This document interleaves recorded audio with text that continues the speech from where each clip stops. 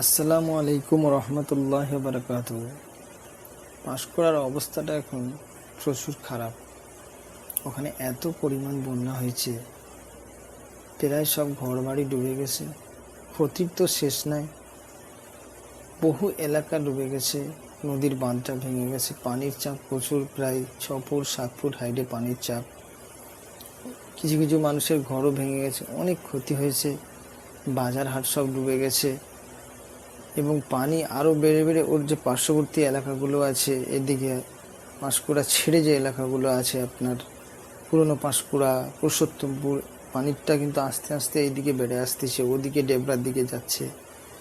এবং যেখানে সবজি মার্কেট হতো বা মণিপুকুরের হাট হতো, ওসব এলাকা পুরো ডুবে গেছে। বড় বড় মার্কেট ডুবে গেছে, প্রচুর ক্ষতি। ঠিক আছে, এবং এর প্রভাবটা কিন্তু আরও অন্যান্য জায়গায় পড়বে, কারণ ওখানে একটা সবজি মার্কেটের হাট হতো। তো ওই হাট থেকে সবজি আসতো, এখন তো হাটটা টোটালি অফ হয়ে গেছে, বন্ধ হয়ে গেছে। তো বন্ধ হয়ে যাওয়ার কারণে জিনিসপত্রের দাম তো একেই বাড়া, আলু পেঁয়াজ অন্যান্য জিনিস আবার আরও বেড়ে যাবে। হাট বন্ধ হয়ে গেলে মানুষ যে অন্যান্য পার্শ্ববর্তী এলাকাগুলো আছে, দূরে হাট যেতে পারবে না এবং জিনিসপত্রের দাম আরও বেড়ে যাবে।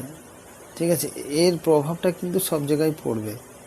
তো সবাই উপরওয়ালার কাছে দোয়া করেন যেন পরিস্থিতিটা একটু স্বাভাবিক হয়ে যায়।